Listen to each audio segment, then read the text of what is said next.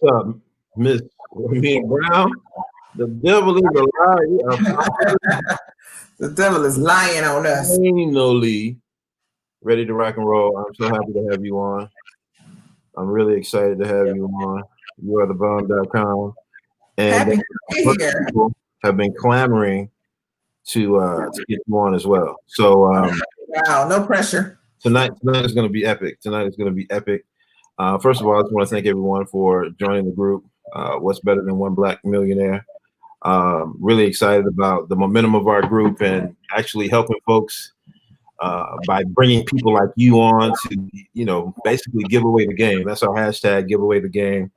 And so that's what we want to do. We want to make sure that folks have access to knowledge and information that can help them go to another level in their personal finances and in their businesses. So yeah, we're excited. I'm here to do whatever I can. You're gonna do more than that. So listen, you have a dope business concept that is not going anywhere, I believe, ever, because you help so many people, and you help people. You solve the problems for a lot of organizations. But before we, kind of deep dive into what your business is, I want people to kind of know your path, because your path, you didn't wake up and say, "Hey, I'm gonna be an entrepreneur." So let's go like 1997, 98-ish. I don't even know what you're talking about. but then I was not born. I think you were. I believe you were a marketing exec for Hanes. Yes, correctly. Sarah Lee Hosiery sock company. Mm-hmm. Exactly. So just kind of talk about that time in your life and those experiences, because you've been in marketing for a lot of major corporations. Mm-hmm. So just kind of talk about that part and how and why marketing. Why did you land in marketing? It's funny that you should ask that, because when I graduated from high school, my major when I went to college was actually computer science, because I was mathematically inclined. And being from the Kennedy Space Center area, I had the opportunity to do co-ops and internships with NASA. So I went there for my first summer with NASA and quickly learned this is not for me. So I, not anything against anybody who can work in a place with no windows and guys with pocket protectors and really no diversity. And I went outside for lunch one day and I was like, there's people out here moving around and, as billboards and cars driving past. So I went back to school and I changed my major to marketing because I felt like it suited me better. So let me interrupt you. How did you know it suited you? Because that's big. Because a lot of times people end up doing stuff that doesn't really suit them, and they end up doing stuff that they don't like. So how did you know that out of all of the different paths you could have gone, how did you know marketing suited you? I just, because at that time I had a couple semesters in college, so I had been taking some coursework, and I knew that programming and all that, I just was not interested in it. And if I'm going to be in here in these classroom and in these lectures, it's got to be something that, at least will motivate me to want to do it. So it was really more, it started out with what I'm canceling out. I knew some things that I did not want to do.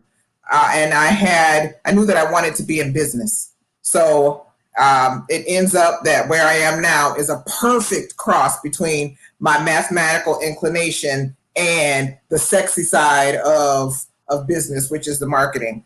And the path that I took to get there was where I started in sales with Kodak and had a sales territory.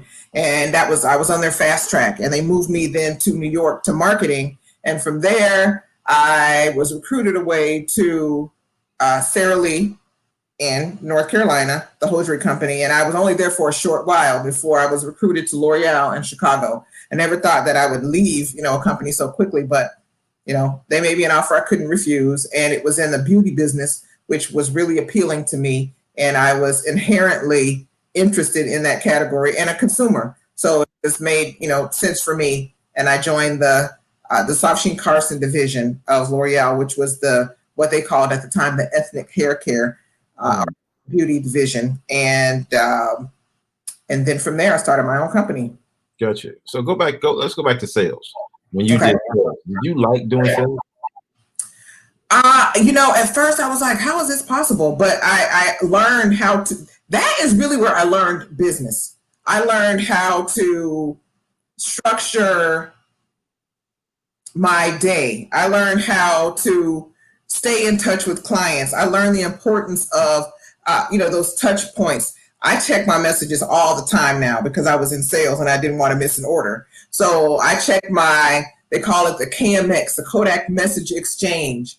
And I was able to learn how to manage business by having a territory. It was like it was my own business. I had a goal that was set for me, and I had to figure out a plan in order to achieve that. They had all the marketing materials, all the resources, and the sales tools, but it was up to me to make those calls and to generate the revenue in order to meet my goals and exceed my goals so that I could, be incentivized for that. Gotcha. I tell people that all the time, especially people who, they work for someone and they aspire to be an entrepreneur. I tell them to, whatever you're doing, to treat it like it's your small business. Yeah. Treat it like it's yours and look for ways to improve it, run it like a business every single day, and even in the piece of the company that you're responsible for, you can come up with ideas to improve efficiency. You can, work on processes. You can again treat it like your own small business. And then really understand the importance of client relations and creating value. And if you're not the only salesperson or the only broker, that's calling on them and you're looking to have them buy products, then just the same as me as an entrepreneur or as a small business owner, you have to continue to innovate and find ways to create value for your clients. The idea of being an entrepreneur is that you sort of have that eternal, what is it called? The eternal, where you're hypersensitive about the competition and ensure that you're always improving and always advancing, so you can stay one paranoia. Gotcha. Yeah, and you touched on something that's so important, and that's add value. Yeah. Right. You don't even have to. I know the folks that I work with now. You don't have to talk price if you can talk value. Because if you can communicate the value strong enough, price doesn't even matter. Especially if it's something that they need, and your value is that strong. Then they're going to go, oh, okay, yeah, the price it makes sense. Right. It's rarely about price, but always about value. Absolutely. But I have learned that you have to have the right customer set who can appreciate that value, because trying to nickel and dime you. And I had to make sure that my portfolio is not, doesn't even have any types of clients like that, because they will undermine the value that you're creating for the entire industry by doing that. Right. So then you went from sales, you said you had a marketing position next, right? So I went to LA in sales. I went kicking and screaming, and I left kicking and screaming. I didn't want to go kicking and screaming. Because I was going to the West Coast and I was from Florida, all my family, and I did not know anybody. I mean, I did not know anybody except for my counterparts at work, except for my colleagues. Quickly became good friends of mine, and we're still in touch today. But I formed a network of the people that I met out there, and we're still close today. And so it allows you to know who you are when you move away from home. So I moved all the way to LA, and I remember telling my mom, one of my territories in Los Angeles, and she couldn't even act excited. But I packed my bag. She couldn't pretend. Right, she didn't even pretend. And my boss picked me up from the airport. And so I went, got an apartment, did my thing. I was in sales, managed my territory, but in order to move up in the company, you had to go back to the headquarters, which was in Rochester, New York.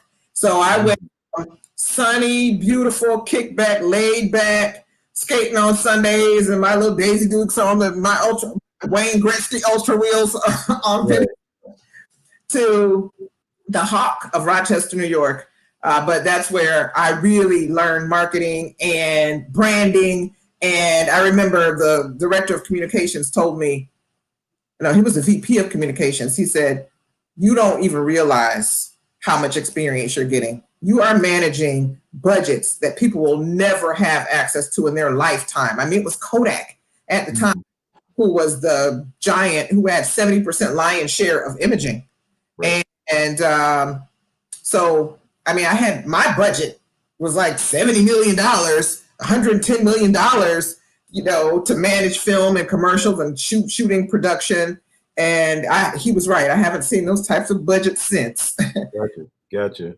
So if you were to sum up or to just kind of boil down what marketing is, just kind of based on your experience, right? What is marketing for people who are entrepreneurs just starting out? I tell people all the time, if you're an entrepreneur, you better do two things really well. You better market to your customers, your prospects. You better do marketing really well. And you better sell really well. Yep. All that other stuff is important too, but if you don't do those two things, then nothing happens. So what's marketing? The tactics have changed, the way to do it, but the goal is the same, and that is to drive awareness and get people to buy your products, to drive awareness and generate trial with the right audience, So you first have to understand who the audience is you're inviting, and you have to drive awareness, make that connection with them, and get them to try the product and continue to use it. And so basically drive awareness any way you can drive awareness, any way that makes sense, any way that's cost effective. With our audience and social audience.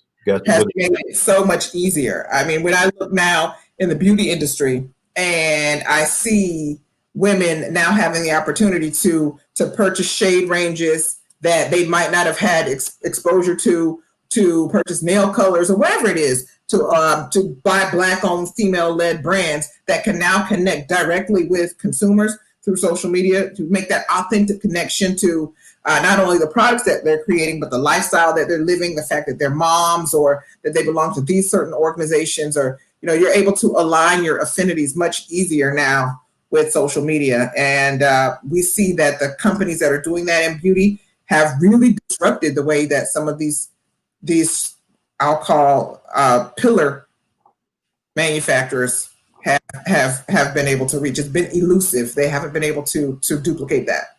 Gotcha. So, one thing that you said, I think is just so important. And then, like, young entrepreneurs, people just starting out, they want to sell to everybody. You have a very, very niche market. And I always say the riches are in the niches. Yep. But it's hard to resist trying to sell to everybody because you're just trying to make money. You're trying to grow your business. You're trying to scale your business. Just talk about why it's important to just, find your lane, find your niche, and just grind in that lane or grind in that niche. You have to do that. But in order to grow, you do have to expand your audience, but you never want to lose sight of your core. So you have users in the whole universe. You have users of your product, loyalists who are using your products all the time or most often. Then you have switchers who are switching around. Maybe it's driven by price or promotion or what's new or innovation. And then you have non-users. So there's a cost to convert those switchers and a cost to convert those non-users. Oftentimes it may not be a priority. It may not be as productive to try and convert these people because they just might not be your tribe. They may not be aligned with the benefits that you're trying to promote, or they don't care about vegan, or they don't care about cruelty free. But you have to define, that segment of the population, and within that, who's using it, what else are they using, and who's not using.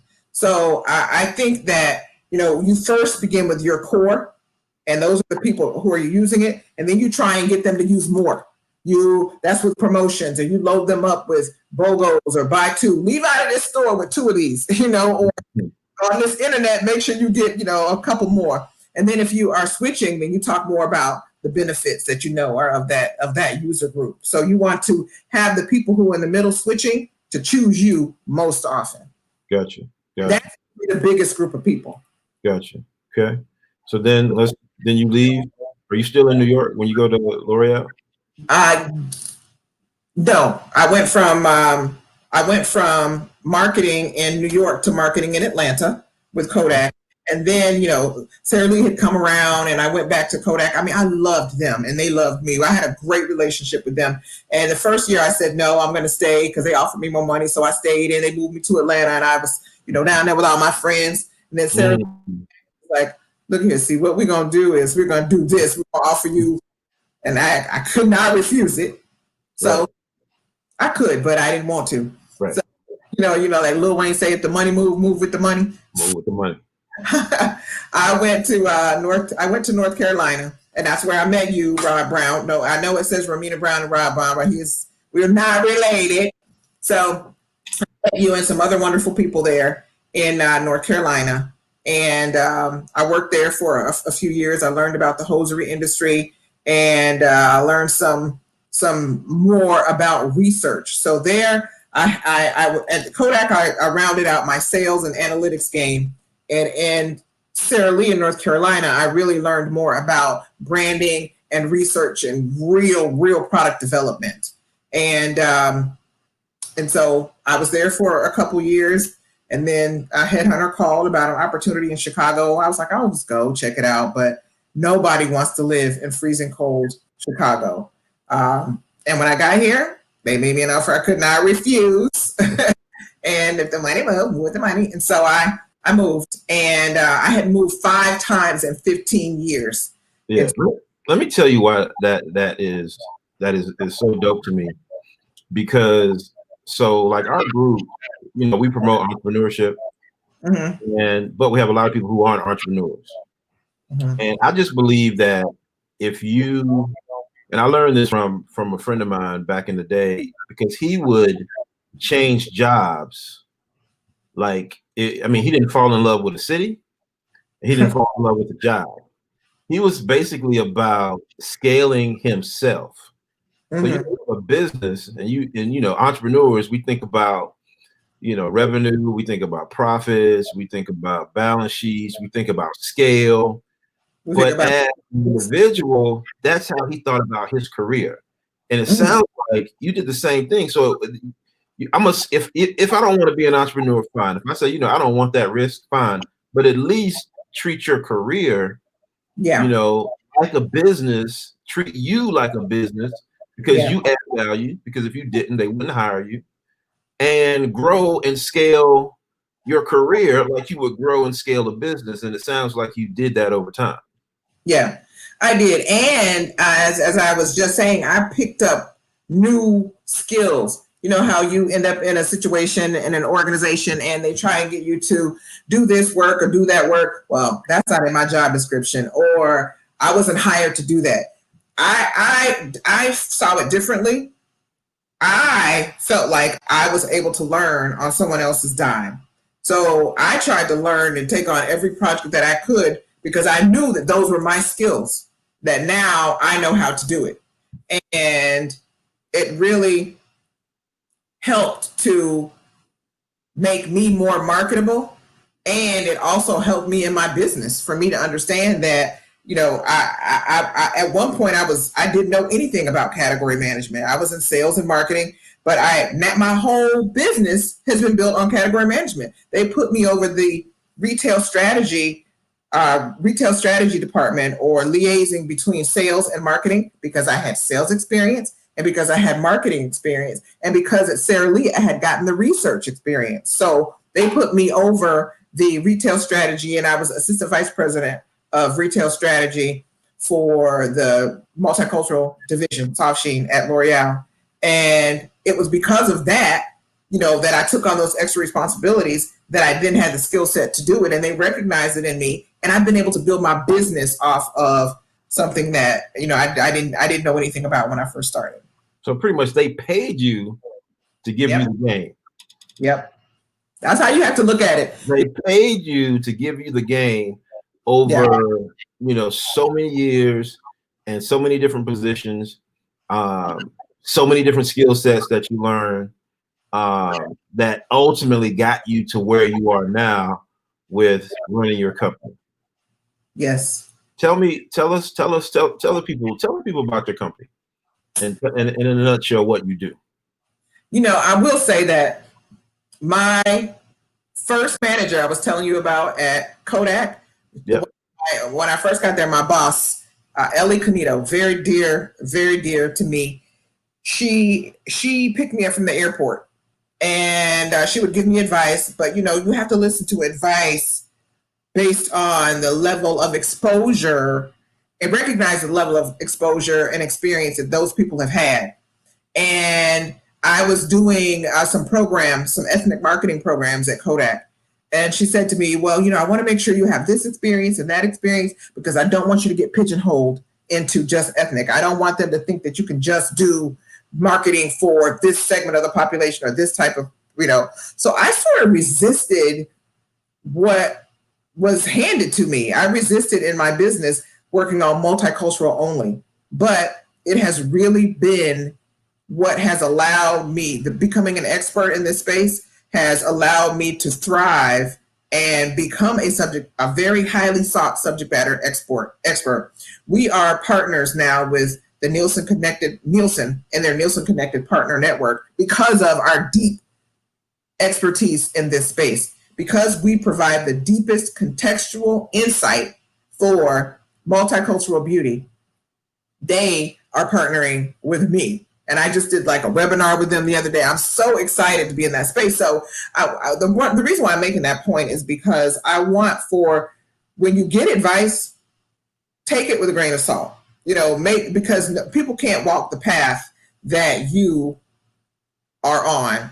And it may not be their calling. It may not be for them to do it. And people can't give you a roadmap to places they've never been. So I wanted to point that out.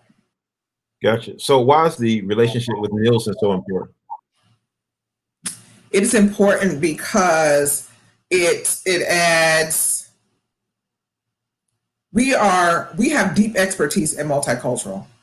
Nielsen has information about all consumer markets across all products, across all segments of the population.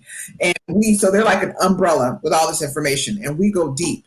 So the partnership allows us to have access to those types of clients who are overarching and interested in that deep contextual insight, but it also creates incremental value for the Nielsen clients that they already have, for them to have access to this deep contextual insight. So the benefit for us is that we now have access to categories of data to which we might not have otherwise had access. And so we're able to leverage our services across multiple categories where that was our path and our goal. We're just able to do it more quickly and more efficiently as partners to Nielsen.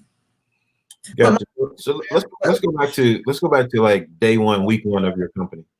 Okay. What was your vision? What was your goal? Our goal with my company, let me tell you about what we do first. We are a category management company, and we help manufacturers manage their performance in their respective categories at retail. So we help them to drive sales by helping them to understand the competitive landscape, the trends in the category, the analytics of the category, the emerging segments of the population that are interested now in their space, macroeconomics, political influences. So we really help to give them the information that informs their strategy. And we also work on strategic planning with them as well. So the category, it's called category management, but we really consider ourselves category growth managers because we are stewards of growth. And what we're really trying to do is help to elevate all of the brands in the category. Okay. So if we boil it down in terms of what you guys do, you basically gather information or gather data based on buying habits, buying patterns, etc., in that particular category, in the ethnic hair care category. It's all of beauty. All of beauty. Okay. All of beauty. Our connection partner with Nielsen allows us to now, do all of beauty. So it's hair care, skin care, cosmetics, personal care, and we will be expanding to other categories in which multicultural consumers over-index. But we analyze. It starts first with analysis, and that is analysis of syndicated sales data. So you know how you go to a retail outlet like Walmart or Walgreens or Target, and you buy a product, say maybe it's a shampoo, you pick up shampoo, they scan it across the register. Yep. Well, that's counted, and that's called syndicated scan data. So we purchase that data, we have access to it, and we analyze it in categories. We know now, we create the environment. They don't know what category it fits into. So we go in and we attribute all of the items so that we know where they belong. So if this is a shampoo, it's a sulfate-free, 12-ounce, yada, yada, yada. It's a multicultural. It's a new African-American brand. So we go in and we attribute all of the data. We make sense of it, and then we analyze it on behalf of our clients. And then they buy those reports from us monthly. And we also supplement that with qualitative information. So for the longest time, we were reporting on that, the syndicated data, and it's tactical. It's what happened. It's POS data. It's point of sale. It already happened, and we recognized that we needed to also be able to inform our clients about what's coming. What are the trends? What's happening next? What should you be doing to future-proof your business? So here in the last 2 years, we've added a service beyond just the quantitative data. We have our Insight series. It's the SSI Monthly Consumer Insights Reporting, and we report on issues from. These reports are dynamic. We report on issues like Black Lives Matter. How does that impact beauty and sales? We've covered the COVID impact, the COVID crisis. How is that impacting the community and women and their purchase behavior? We are, for November, going to focus on politics and hair. We're waiting until after the election. We're going to ask the questions on the survey day. On the election day and thereafter, because we want to get them at the height of the emotion. So what's the tie-in with politics and hair? Please help me. Man, are you serious? I'm serious. So like if your candidate doesn't win, you're not gonna go shopping? Or we really want to talk more about, and we had a whole list of topics. It's so funny that you would think that. So we really want to talk about the politics of hair. It's illegal in some places to wear your hair naturally as it grows out of your head. And so they have implemented the Crown Act, creating a real and open world for natural beauty or natural hair or something. But it's a Crown Act that's been passed in California and a few other states, which makes it illegal to discriminate based on hair type and hair texture, the way it grows from your head. So we'll be talking about those types of things. How does the current political environment make you feel about your beauty? The the white supremacy, like all of that. We touch on all of it. Like we ask some serious questions that the corporations would not have access to. So they go in and they look for us to be a little edgy because we can say things that they can't say. So, I asked them once about, for one of the covers we did, it was called The Texture of Evolution. And I had a woman on the front with a t-shirt saying, "I'm rooting for everybody Black." And so they need to know that if you're competing in this category, this is what's happening. This is the language you need to use. This is how she feels. This is what so it's not all just about numbers. And sometimes you can be misled by the numbers. You can create a story based on whatever you need to try and sell for the numbers. But you have to be able to provide that qualitative insight as well. Gotcha. Yeah, me and my business partners and the folks that we partner with, we're in the mental health space, and I just found out yesterday that there's a new diagnosis called election stress disorder. I believe it. What? Because the current climate that we're in, the election, the way the debate went, all of the content that's being consumed about, current president and the future president. It's like taxing from a Yes, mental health standpoint. So I can absolutely. understand how that might bleed over to other things. This is trauma. Right. Yeah. It's What traumatic. we're doing it is definitely traumatic. Gotcha. So now, so your customers pretty Mhm. much not only buy the data, but you take that data and, like you said, you make sense of it. Because Right. once you have that data and you can see trends, and then now you're doing some predictability stuff to help people understand what's going to happen. Right. They buy that from you, and they use that to make some pretty major decisions about the direction they're going to move with their products and services. Is that correct? Absolutely. And that's why we put in a lot of effort, and we are very particular about the output of our services.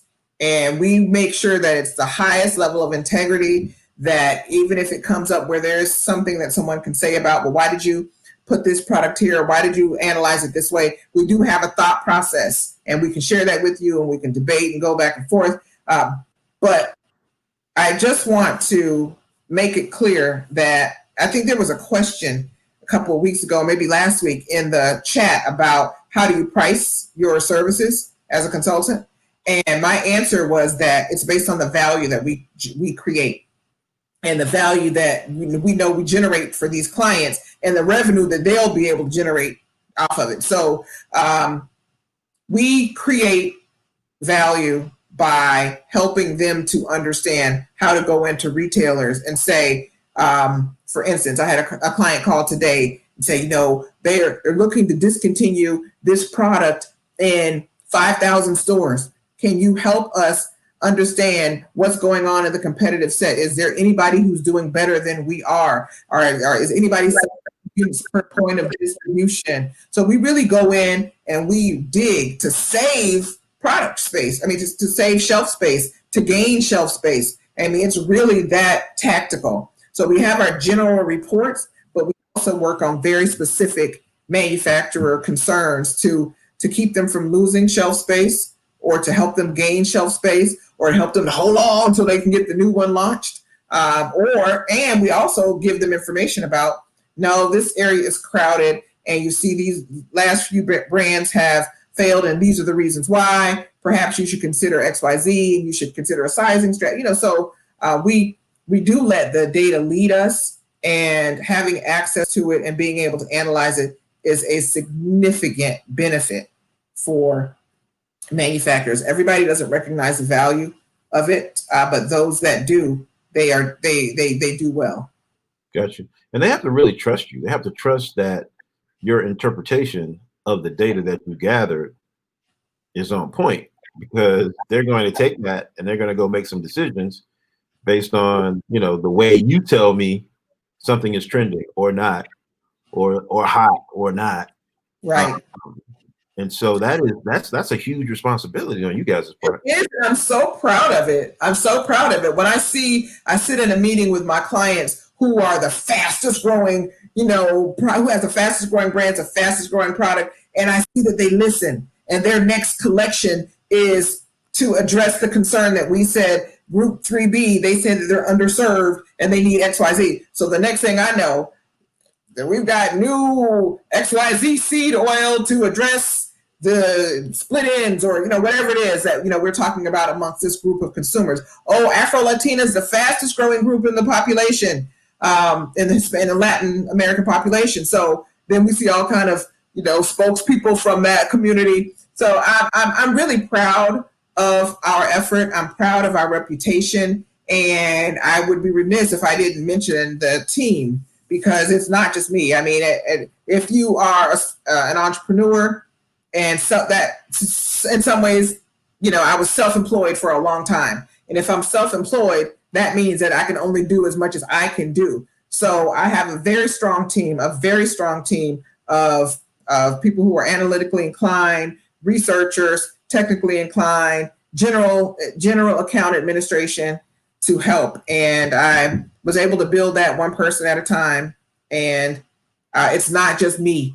with these insights. So they recognize that we have very qualified people on the team. Gotcha. So can you share a situation or a success story where your advice like helped change or shift significantly the way someone did business? I would say that significantly, in that it is consistent changes over time in our working together. There is a brand in the category that rose to become, it was fastest growing, that rose to become the number one brand in the space. And we worked with them since they entered the category and developed a very long-standing relationship with them. And that brand has since been sold to a Fortune 500 blue chip company.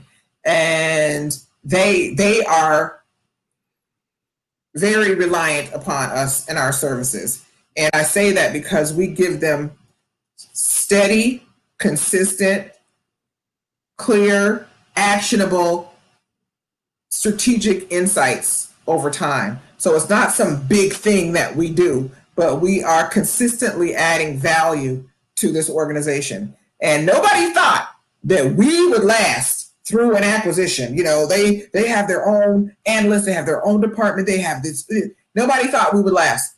But because of our excellence over time and our commitment to the consumer, not to the brands, but for our commitment to the consumer and making sure that she shows up in those boardrooms and that she's represented well and respectfully and in a way that they can digest professionally, then the value that we create is unmatched. And I'm very proud of that and having been able to maintain that relationship. So a lot of stuff that we do is behind the scenes. When our clients win, we win.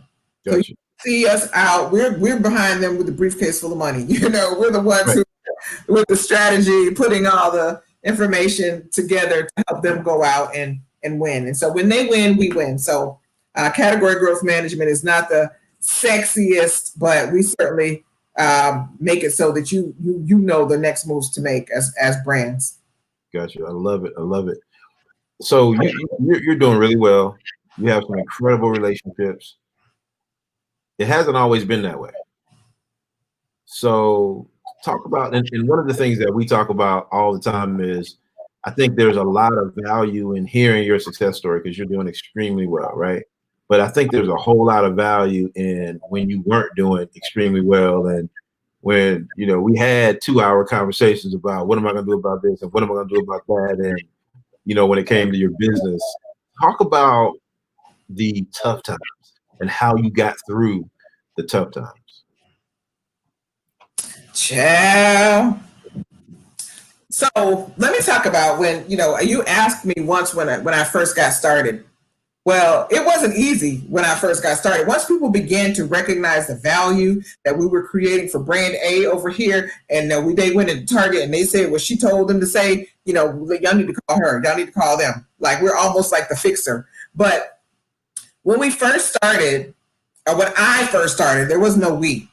When I first started, I was just trying to make my salary back. I was just trying to earn as much money in my company that I was making at L'Oreal.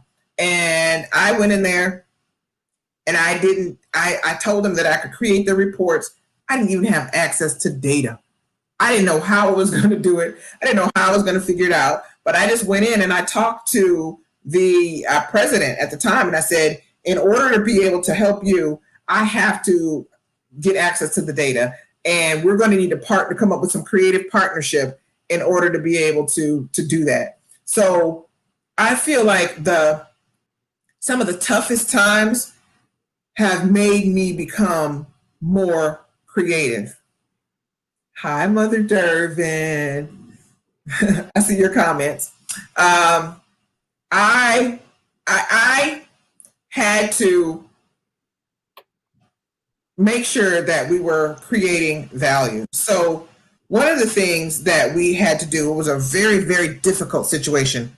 A lot of the companies in the space are being acquired by multinationals who have their own analytics departments or believe that they can do it better than we can. And so they'll take it and they'll try to undercut us in pricing, or they'll try to say, well, this service isn't worth this to us. Okay, that is fine.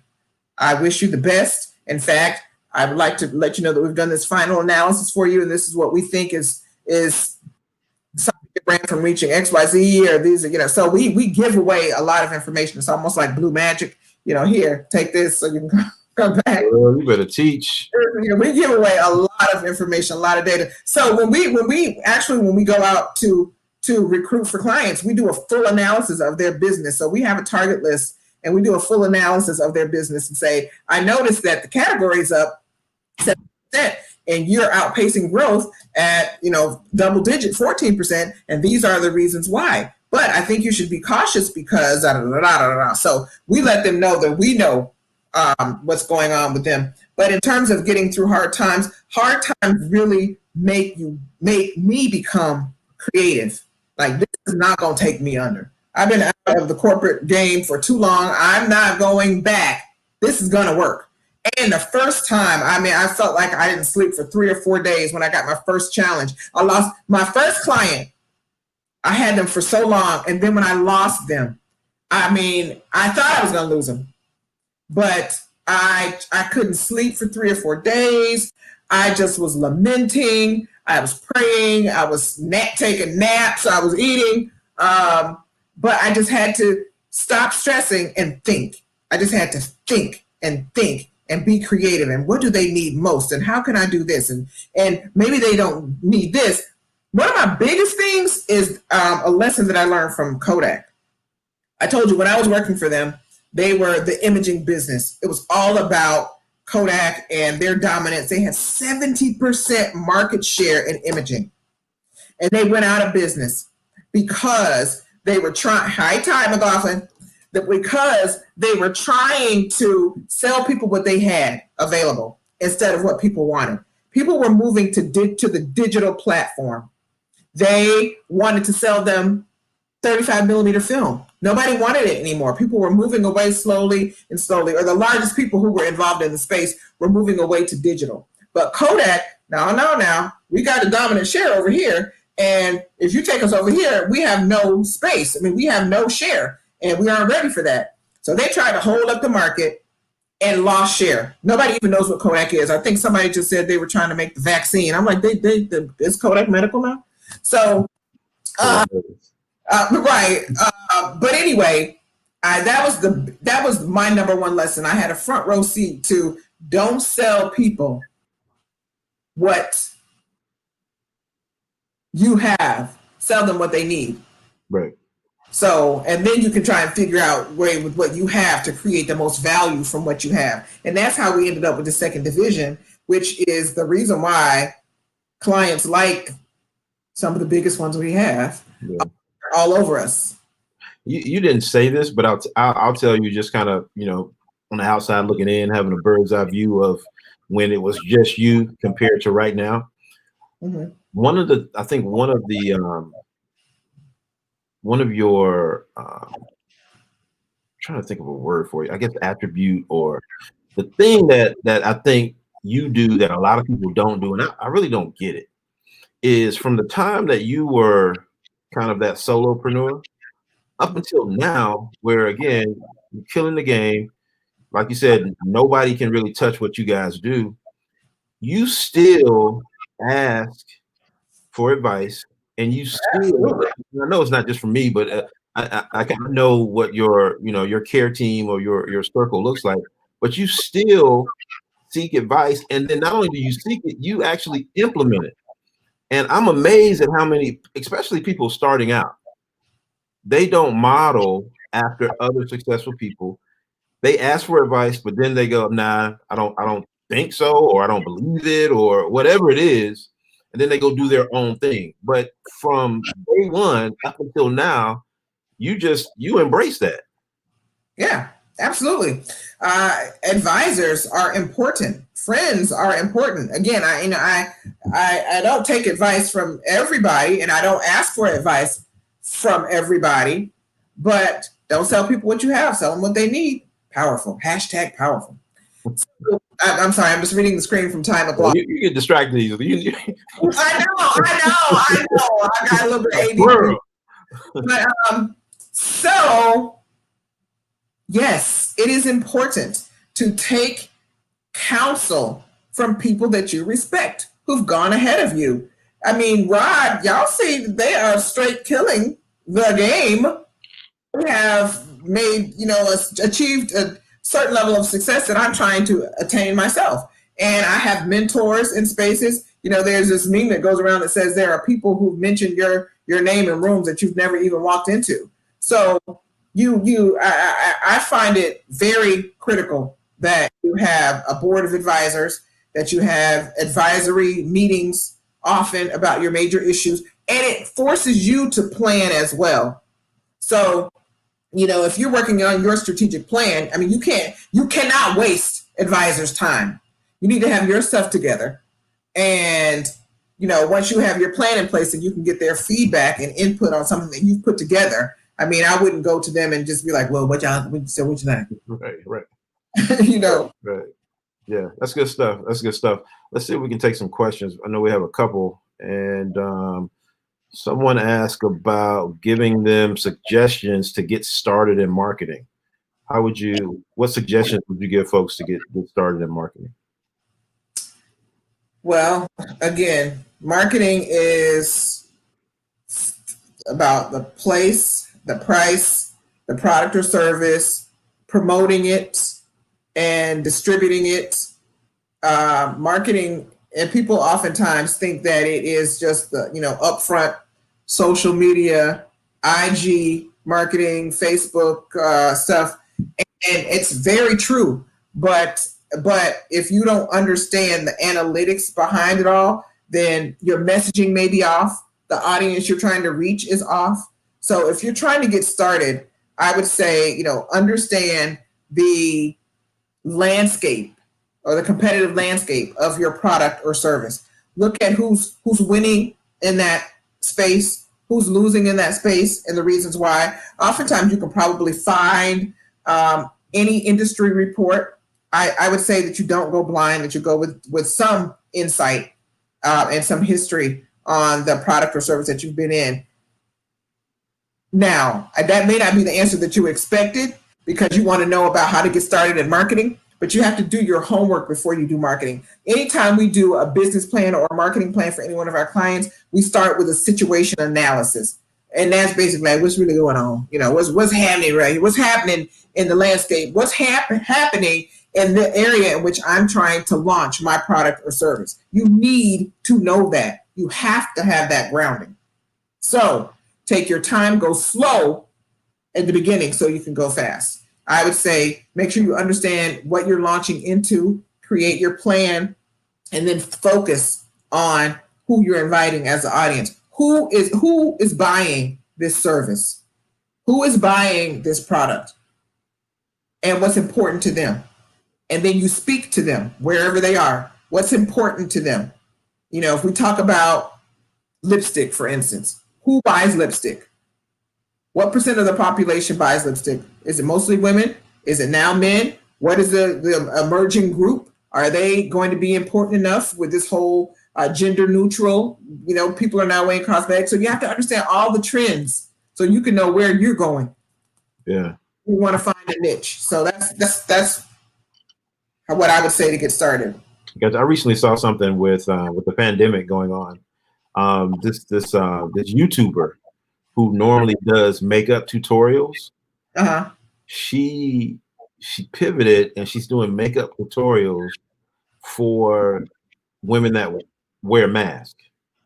So she's showing you how to put an emphasis on your eyes and put an emphasis on everything that's above that mask. Right. And then in that story, it talked about how lipstick sales are down almost 100%.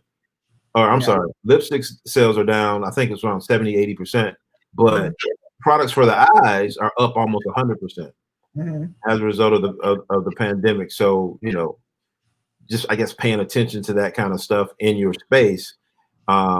Absolutely. Right. You have to. You might have the hottest lipstick or vegan, cruelty-free, plant from plants in Brazil. But if it's trending down, So what?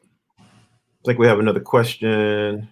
Got a question from your buddy. Did you have to give away some things or sell at a lower price than your value in order to get to a place where you could receive your true value? Did you discount your value early on, and now, because you discounted it, do you have the ability to charge a premium for your value?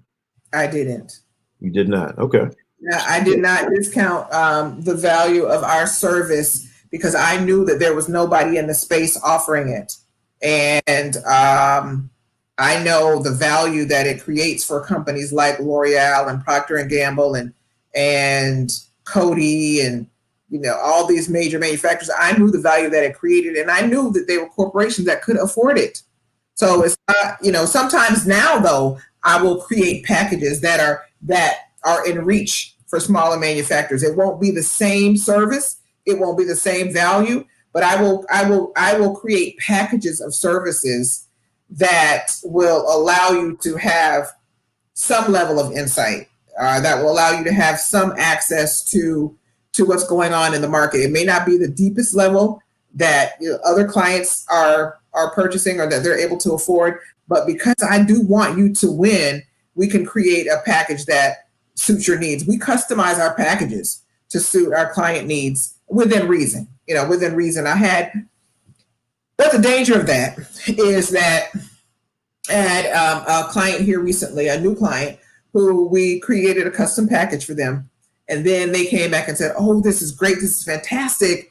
But we'd love to see more. They'd love to see. And what they asked for was this premium set of data. They asked for the fastest growing brands down to the screen, and we're willing to pay XYZ for it. So they offered me some figure that was so low. Have you seen those things on social media where you type out something and it races back? Right. Lady, listen, no, let me erase that back. No. God, you see that. Your ignorance is insulting. Let me erase, so trying to come up with the best way to say that. My response was, well, that's a premium data set, and the price for that is 10 times what you've asked. But if you're interested, we can have it to you by the end of the day. Yeah. You know what I've learned in situations like that? Because like I said, your value is your value. I heard Bob Proctor say, if you can save someone $10 million, they don't have a problem paying you $500,000. Or if you can help someone make $50 million, you can help them. Problem paying you $1 million, right? And so instead of getting to this pricing discussion or debate back and forth, let's stick with the value debate. Oh, you don't want to pay this? Well, what in this data set? What are we getting rid of? Yeah, to match, the value, because surely what I'm offering you is worth way more than what you want to pay. So if you don't want to pay this, we're going to get rid of it. You are so far out of range. It was so insulting. My response was the exponential value that this data set will create. I understand why you would need access to it, because it will help you. It will help you to inform your strategic something. Mm-hmm. Gotcha. And if you wanted to cost this much, and we can have it to you by the end of the day. Gotcha. We got another question for you. That's good. Okay. Can you explain how what you do applies to a service-related product? Service-related product, like you're getting data on like tangible items. Mm-hmm. Yeah. Right? So that's the quantitative piece of it. Go ahead. No, I was just I'm trying to help formulate the question in terms of, not because you're like you said, shampoo and I don't know the other stuff because I don't buy that stuff, but the edge, beard rub, right. But the flip side of that is that there is a salon service. There is a service that we, but it's really more qualitative, and it's about talking to consumers and surveying them and turning that into something that is reportable or digestible or actionable. But it's based on the people who are consuming that service. It's usually the reports that we do are focused on generating insight directly from the people who are buying the service. So what we do now is that we take that type of insight from the people who are buying the product or service, and we align it or marry it with the actual purchases, because people will tell you anything, but how is it showing up at retail? So, but for service related services, I don't want to say service related product, but for services, it's really more about the qualitative component. It doesn't have as much the quantitative. Gotcha. That's good That stuff. answers your question, James. Yeah, I think so. That's good stuff, man. Listen, we can go on for another 2-3 hours, but time is winding down, and I just wanted to say, I love your business. I love you as a person, as an individual. The other thing is you are very giving, and entrepreneurs don't understand. Well, people a lot of times just don't understand the importance of giving. And I think you've given your way to the success that you're seeing now. And anybody that is wanting to do anything in the beauty space, I think you're an incredible resource and an incredible contact, and definitely someone that that's looking to do work in that space should model after. So I just want to say I appreciate you. Thank you so much for taking out the time this evening. We tried last week. The devil is blind. It happens. We came back. And so thanks. And I just want to thank everyone who joined this call, who supports What's Better Than One Black Millionaire. Thank you. We're going to continue to give away the game and bring you people. Give away the game. Romina, thank you for your help and supporting the group and contributing to the group. So with that said, I just want to say good night. God bless. Thank you very much for having me. It was my pleasure. You're welcome. Peace. Flex. You ain't flex on, did you? Ty just did that, so I just did it. Oh, okay. Gotcha. Good night.